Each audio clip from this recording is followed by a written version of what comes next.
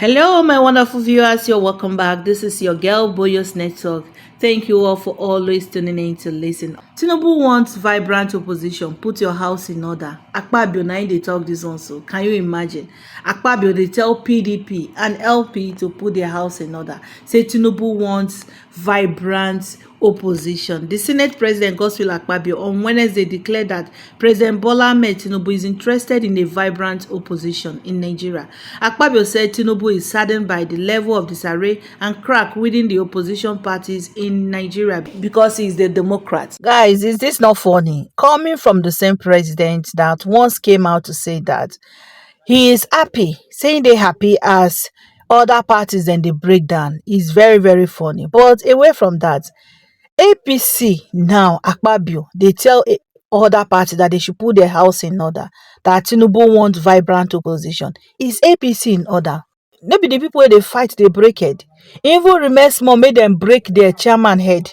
As in their national chairman, got to a point, they were ready to, as in beat hell out of him, if not for the fact that they smuggle him out. Now still them, they tell political oppositions that they should put their house in order. As if APC is calm. APC right now, that is like a sinking ship. They wait any small thing, make it just capsize like Titanic. To the extent that one of their own, Senator Ali Ndume, make them openly on a national television, say APC is like a sinking ship. This same Akpabio also wants to Obi that Obi should first of all put Labour Party in order before coming out to say something. Now the same Akpabio now me they tell. I'm telling Akpabio, guys, I beg, make una help me tell Akpabio. Mona tag him. Tell and say he should put his own house in order because the issue in APC now is very obvious. They know they hide them again. The other time, then show video, very obvious video. You go see everything. Where Shettima, the vice president, refused to shake the party chairman. And you go see, you will just see that not be all this packaging way they do so is very obvious. As I speak to you, so for Sahara reporters, now still breaking news. They say one fear death as APC. Buhari primaries turn violent over disputed delegate list. This is not the same APC where the Senate president dey in your own party. Somebody just died, and we'll be hearing series of violent, different issues from different angles.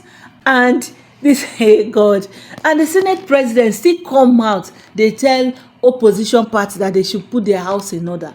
This one, you first no go put your house in order. This one are the one way our people they talk say your house dey on fire, better fire they catch your house. You they look for rats. That is just what I will call this. And just like what Senator Alindo may have been saying, APC will definitely capsize, and it's obvious with what is happening so far. You go not say APC go soon die as a natural death. We dey pray when he dies, make you no evil was pass PDP and LP. So guys, help me to drop your comment concerning this, and I beg, if you have not subscribed to my channel, subscription is for free. It's just for you to be getting updates as we're dropping our news, and don't forget to like and share our videos. I beg, help us to share this video so that YouTube can recommend it to others. As I leave you with this, All Progressives Congress battling to put down an insurrection, it seems, going by the chaos that disrupted at the party's zonal meeting in Gombe within the week.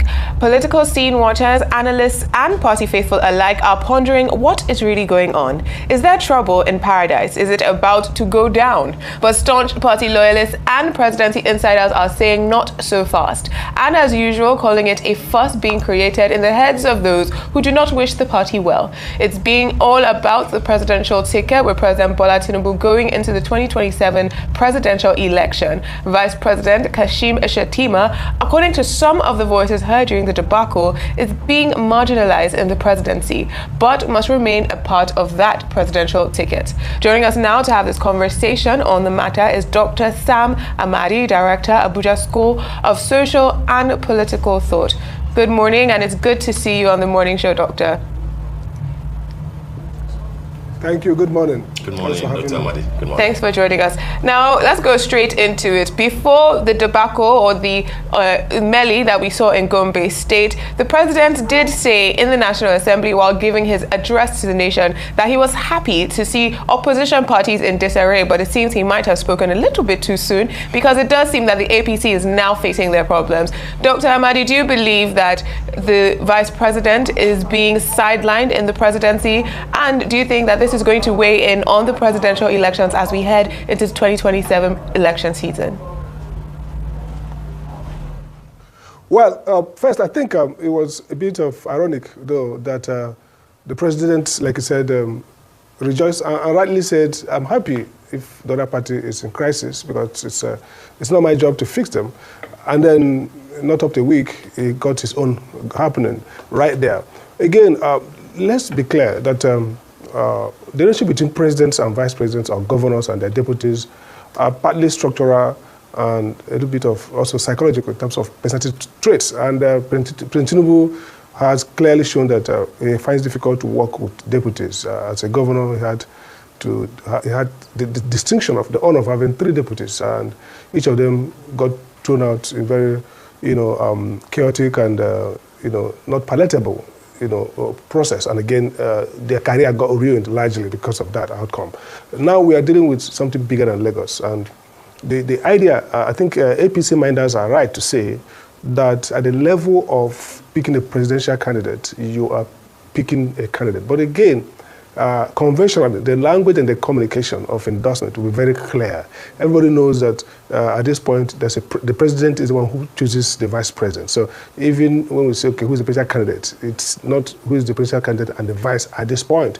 But having been together as government, the normal language will always be Tinubu Shettima. And so that omission, even though it might be legally not problematic, that omission is an indication of a certain language control arising from the reality of politics.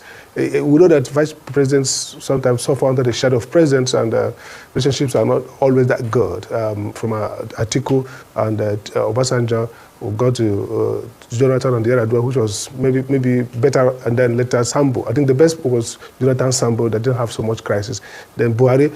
Under Buhari, we saw the vice president Obasanjo, duteous, faithful, but again, it was clear that he was not perhaps getting all that he needs to have. But here, I think Shettima has been very, stoic, but the stories coming out is the one of displacement and possible replacement in 2027.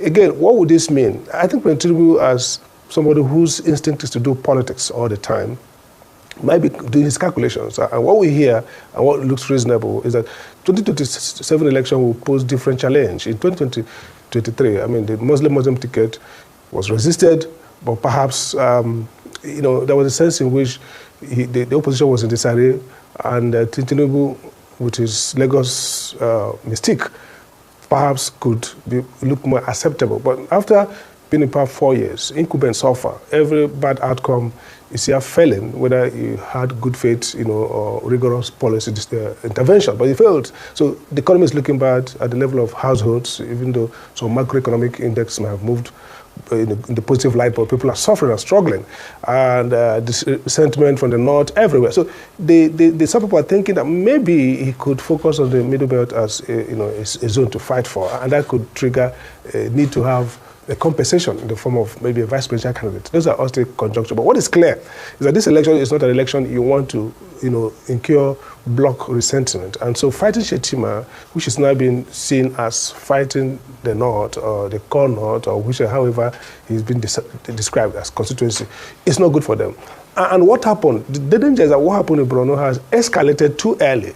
This notion, this has been something that will be in the background, and maybe when Tinubu clinches this ticket, somehow he springs a surprise, and before people react and adjust, communication goes into smother the foray. But they had shown the hand too early. It's not good for Shettima either, because looks like now a fight in your face that, look, my own camp says I must be in this ticket, and this camp doesn't want this ticket. So it further damages the relationship between the president and his vice politically, and again, it puts the president under the spotlight that now they are reading him, and if he finally displaces or disposes of Shettima, it's going to have a bigger political blowback than if it happened, surprisingly, and then you could communicate that in a manner that people will say, okay. But here, it's like they're pitched for war. So it's a real bad moment for Mr. President Tinubu's re-election.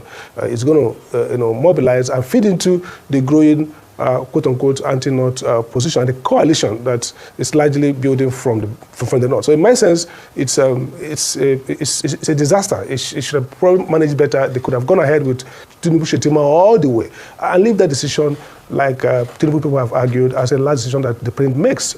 In history, incumbent presidents always wrong with their vice, but Tinubu has proved that he's not an usual politician. We won't be surprised if Shettima is removed or replaced, rather.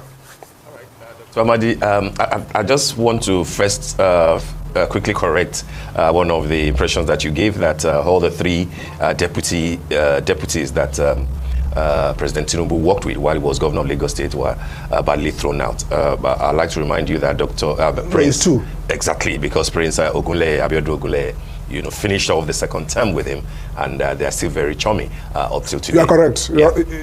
You are right. Yeah. Okay. You are right. I wanted to say he had 3 deputies. That's correct. Thank you for the correction. That's correct. But then the question will be that is this blame solely, if indeed there are issues that they are trying to sort, is this blame solely for the camp of the president? Or will you think that maybe the camp of the Vice President, Kashim Shettima, has also not, in 2 years plus, not managed very well the relationship with the president? A lot of people would think that many of the things that the governor of Borno, Professor Zulum, a lot of the things that he's been saying about insecurity in Borno State, is vehement opposition to the tax reform bills, that it looked like he was speaking the mind of his own benefactor, who is the Vice President Kashim Shettima. Do you think that the Vice President could have weighed in, or was it the one actually sending Professor Zulum? And this might be the reason why the Tinubu camp so early are thinking that maybe it won't be a good choice, given the fact that Northeast anyway, APC controls only 3 of the 6 states there. PDP controls the other 3. So if it turns out that it won't be the best to run with, don't you think that the camp of the VP itself will have sown the seed of discord, given how Professor Zulum has conducted himself when it comes to issues about this government at the federal level? I think you're right. I mean, we have to approach it at 2 levels. One is real politics. The other is also, a sense of maybe ethics, morality, and so on. Now, first, I made a point, maybe I should expand, that the way the camp of Shettima played out this script does damage to him. Because, look, no president would like to, be with a vice president where some political forces are saying you just have to be on this ticket. I mean, that's really, you don't expect that from any president. And again, somebody like Tinubu has proved to be tough and stubborn and, knows his worth. It's not the kind of president I think you could shove it into and say you just have to have this guy. So it's a wrong strategic move. That's why I say, if probably they were provoked by the clear omission, even if they played dead brain that they didn't see that omission, maybe they will stand a better chance, to still keep Shettima on the ticket through other political, insider dealings and networking and political move that shows that, look, you're going to lose if you drop this guy. So far, I think they were either reckless or they were not too strategic in playing up this rift.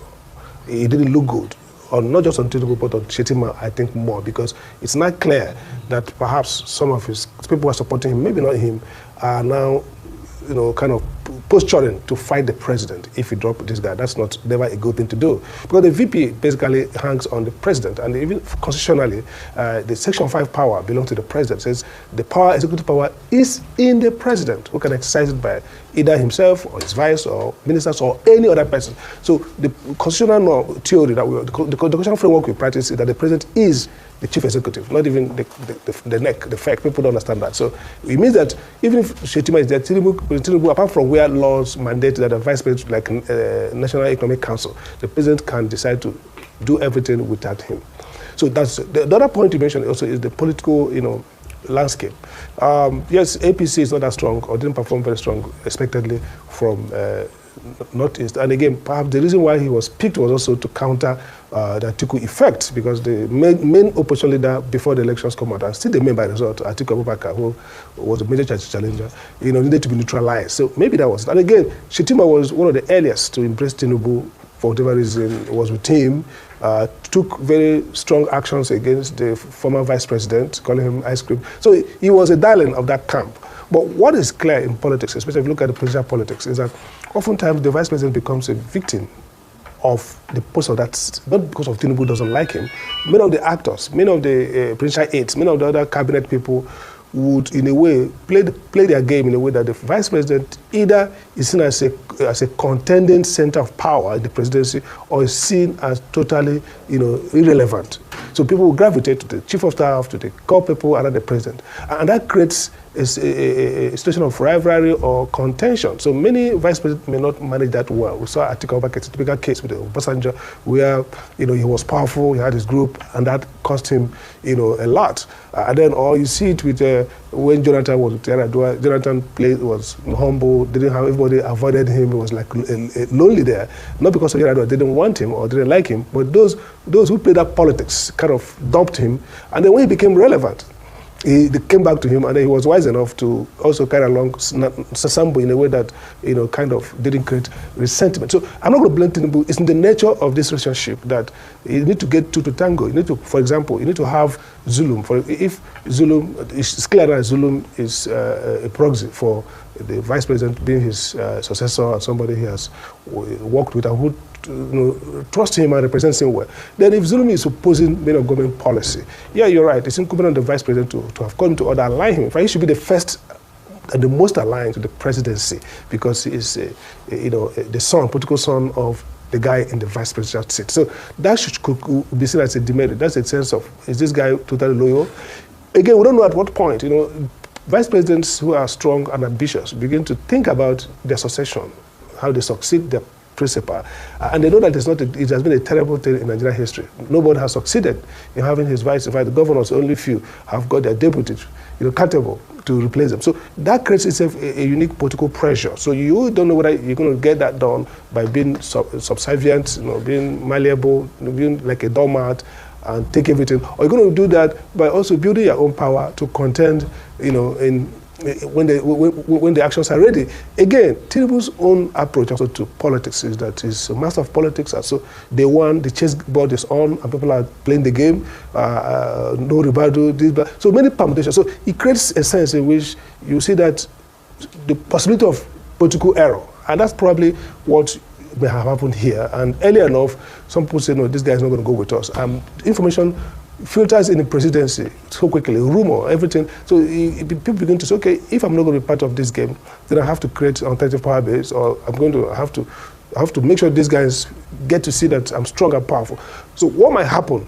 Clearly, everything points to a fight, a breakout, a refight, or somebody has to accept that, look, they don't have the powers, they don't have the aces, and they just stand on the goodwill of Mr. President.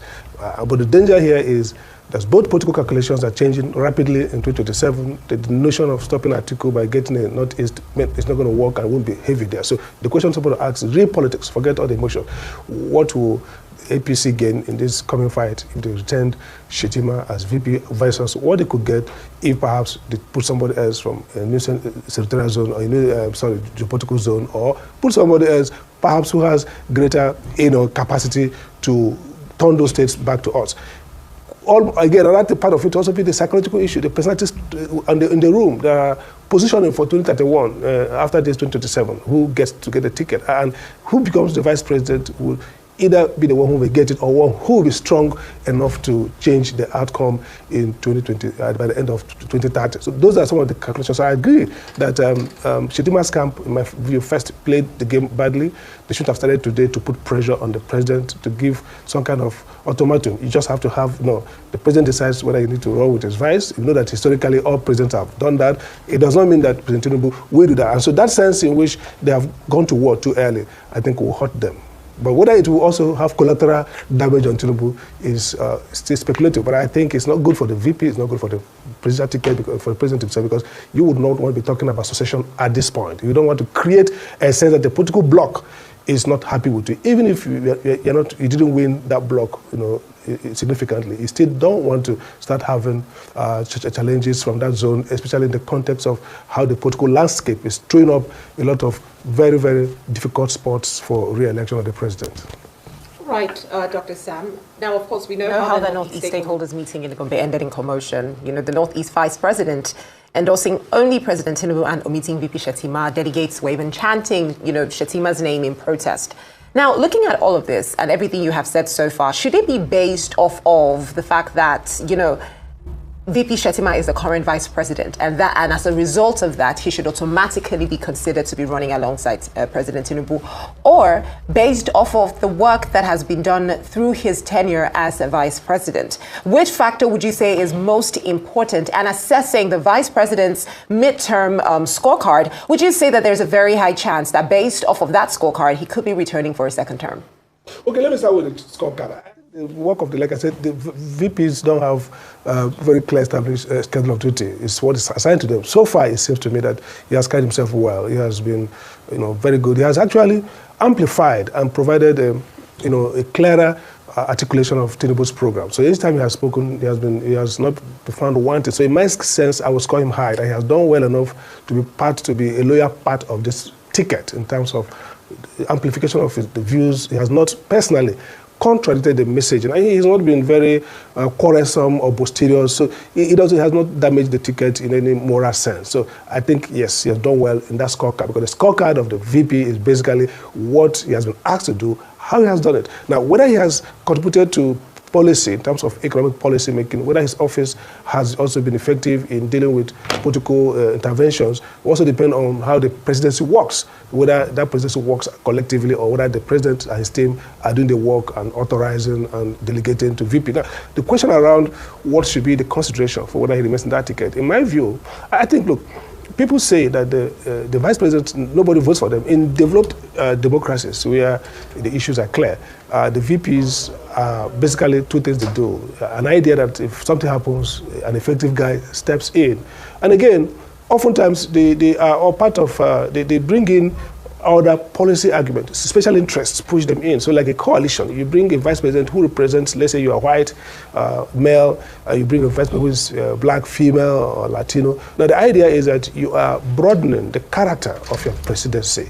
So in the case of Shettima, what should count, in my view, will be two things. One is nobody wants to see a president who is brutal. You brutalize a vice, you drop him for a second time. It sounds too opportunistic, in public domain. But whether that fits into voting is a different thing. And secondly, so it should be okay automatically somehow. This guy who has not been disloyal, who has no history, a public history of antagonism, should be in that ticket. But the other thing you consider is also the shifting nature of national politics. I mean, the Muslim ticket was ruffled feathers. Will it ruffle feather again? I'm not too sure. But again, it might be a constituency. Say, okay, now this time around, we've made a mistake and we are now entering into perhaps a more competitive campaign. We need to adjust. So that could be a constituency. Okay, let's respond to political realism here. We tried a yeoman job. We are bullish. It cost us something. Let's change it. It could also be that, look, let's change geopolitics. But really, you have to do the cost-benefit analysis that a brutal presidency that yanks off somebody who is seen as part of the team and loyal would pass a message that this is really opportunism writ large. But again, if that vice president is going to be a drag on the campaign, then you might say, look, we need to respond. So it's in a difficult situation. Many people would think that maybe on principle, you need to make that ticket more inclusive, especially with the history of Nigeria's religious conflicts. But again, so people argue in 2023, when it was actually part of Khan, Northern Christian, powerful argument, you didn't respond. So why are you responding now when it seems that everybody has seen the limitations or the reality of that ticket? So what makes it urgent to throw away this guy on that basis? So that would not be convincing. If you look at political potential, who can bring the votes, people generally don't think VPs are that influential in who they vote for, because the history of vice presidents have not been very consequential, really.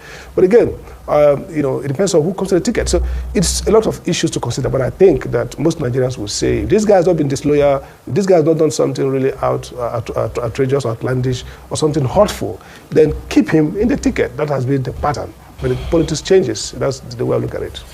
Thank you, Dr. Amadi. Now, you said that, this idea of keeping the same ticket, especially when we say we want a more balanced ticket, possibly that both Christians and Muslims are represented, that in 2023, the arguments didn't hold, so why 2027? But I want to ask, has the calculus for 2027 changed? Primarily because the president, the APC, seemed to get a lot of the support in the North Central rather than the Northeast, and also considering the reports that there is a new party forming, the ADA, that's a possible that the coalition between Nasir El-Rufai, Alhaji Atiku Abubakar, Rotimi Amechi, and others is coming together to form their own party. Do you believe that the calculus for 2027 for President Tinubu would be different, and therefore that he might need to remove his vice president to get a stronger foothold in the North Central? And also considering Tinubu's recent moves and the recent defections that we're seeing, mostly in the South, the governors of both Delta and Akwa Ibom have now left the PDP for the APC. It seems there is consolidation of power for the APC in the South. Do you expect that will happen in the North Central, and do you expect that the calculus is different now? Yeah, I think it's slightly different. You're right. Okay, so let's take the North Central. The North Central was a zone. Tinubu won the North Central because of Niger State, and I think Kwara State, Kogi State, where he did Kogi, Kwara, Niger, he did extremely well. Obi won Abuja, Plateau, Nasarawa. So I think basically was missing in the North Central. Okay, so the North Central is also a place that Tinubu will fancy that they could win more, because this government has been better to middle belt than minus the attacks by headers, terrorist groups from Benue and Nasarawa, where the government has played politics than been, decisive. But if you look at Nigerian politics of POC, allocations, appointments, head of the military, Kuka, pro-chancellor, citing of universities in southern Kaduna, governor, the governor of Kaduna doing well to create a sense of inclusion. I think there's a lot that the president can build on, and getting a vice president for that zone, especially if a P2B is not running or is not even strong, could sway a lot to get some of the middle belt Christian votes back to the ticket. So I think any Tinubu strategist would fancy that an option and say, look, what do we lose if we have a Muslim Southern Tinubu and a Christian North Central, which is a zone that has unfortunately not had anybody as vice president or president since 1999, just like in the Southeast. So the Northeast and the Southeast are two zones that could say they've not got that opportunity. So if Tinubu picks somebody Christian from North Central, I think it will enhance the inroad that. But the question then is, what could it cost Tinubu? Because election is plus minus. You add, you look at what you're subtracting. Did the Muslim ticket play big, giving him major wins in some of the Muslim-dominated Northeast, Northwest? It seems to me, yes, that in spite of all the propaganda, the issues that came up, to some of them very true, some of them not true against Tinubu, that the idea of Muslim strengthened that ticket in the corner zone, because they felt, oh yes, this is, Nigeria is governed largely by religious enthusiasm and fanaticism and sentiment more than real economic, political outcomes that people get every day. But the other argument that, having seen this the last 2 years, that enthusiasm that the Muslim ticket would simply mean maybe writing Quran on Nigerian constitution didn't work out. So there's some realism that, look, maybe this is not really what we want. Maybe we misplace our faith. So if Tinubu pulls away and get a Muslim, Christian, one can argue that it will probably not hurt him much with northern voters who may have other reasons to stand with him. So I think that this, in politics, it's like you're doing analytics. You place values on odds and factors. And I hope that the value you place on factor, the value you place on what a North Central VP can deliver really happens. Because if we misplace those values, they will get the wrong outcome. So I would say, yes, it's really an attractive option to say that gives us North Central. And if we're able to win South, the South, the entire South, then we can do very well in the Northeast and Northwest, and we'll have the election. But again, this is the issue here. The people are not factoring the fact that voting in Nigeria, as people get wiser, more educated, as younger voters who are not enamored of ethnicity and religion and all these calculations get into the bag. to be illiterate. It changes. That's why a P2B could, in less than a few months, get a 6 million. I remember talking to some leaders of PDP then. I said, look, what they said, no, he can't get more than 2 million votes, because they say, where is his constituency? Who are his senators, councillors? But what it showed us was that the Nigerian young voters, most of the upcoming voters, are not really going to vote on those considerations. They're going to vote on a sense of who they think can satisfy their own expectation. And many of them might be thinking more about transparency, anti-corruption. So at the end of the day, we might discover that these configurations will not really deliver anything. That even in the South, where Tinubu seems to have captured in terms of the big guys who are lining up, the governors who are the campaign. For example, with Delta, where even Okowa was a vice president, he was a governor, but he was beaten thoroughly by P2B. On what basis? There were no councillors. On the basis that people basically said, we want to change. So the 2027 election would be defined by how much will this sense of liberation, people feel free to make their choices, how much will it play? If it plays big, especially in southern Nigeria, it might be that one of the planks of a Tinubu strategic plan, which is get the south, mostly southwest, get them into the bag, and then head to North Central, win big there, then fight in northeast and northwest, then you are won. It might be that you might be fighting there and discover that you are losing big in south. Based on, again, who is the alternative? Who is the alternative? And what is the messaging? People are getting now to say, you know what, we want to vote the person we want. The other rider is INEC. We're going to have free and fair election. If you do have free and fair, meaning election where votes are counted, accurately reported, result declared based on those votes, not based on any technology hitches or whatever, then it might be that essentially these calculations go off the roof. But again, I think it makes sense from a strategic perspective that the Tinubu would find a way to cut North Central, and so far he's doing fairly better than Buhari did with them in terms of appointments and support projects. He could build on that by giving them the vice president, and that might work for them, considering that they have suffered a lot in this country in terms of in the last since 2015. They've been part of it, yeah. Definitely. Well, thank you very